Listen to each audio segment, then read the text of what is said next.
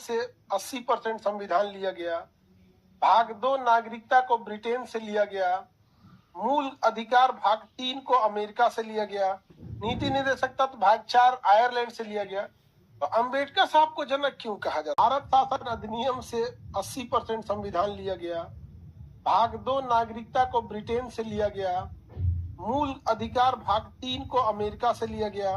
नीति निर्देशक तत्व भाग 4 आयरलैंड से लिया गया।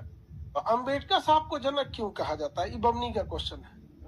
जब इसलिए कहा जाता है कि जो बाकी था सब तो वो लायक नहीं था सब। ये बात भी आपको पता करने के लिए पूरी दुनिया में कहा कौन सा संविधान लिखा गया है ये भी पता होना चाहिए।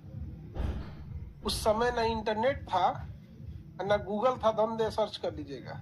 आज ही हम आपसे पूछते हैं, आज भारत में किसी से पूछिए कि आप अम्बेडकर साहब पे आरोप लगा सकते हैं कि उन्होंने संविधान को मूल अधिकार अमेरिका से प्रेरित है, वहां से लेके आए हैं। इसलिए जरूरी है वो अमेरिका का संविधान पढ़े होंगे, और इसके लिए भी नहीं है कि वो केवल अमेरिका का पढ़े होंगे, 10-20 देशों का संविधान पढ़े होंगे और उसमें उनको सबसे बेस्ट अमेरिका का लगा होगा तो अमेरिका से लाए हैं। और इतना ही नहीं, जो अमेरिका का ठीक था वो अमेरिका से लाए थे। आर्टिकल 14 को देखिए, विधि के समक्ष समानता, ब्रिटेन से भी लेके आएंगे नहीं लाए। उस इंसान ने 10-20 देशों का संविधान पढ़ा, कंपेयर किए, उस कंपेयर करके किसमें से क्या क्या ले आना था वो लेके आए, इसलिए उन्हें जनक कहा जाता है। मैं खड़े उठा के लेके नहीं आए यहाँ पे, तो अपने तरफ समझिए लोग कि ग्रेजुएशन सेकेंड ईयर में इसे देखना है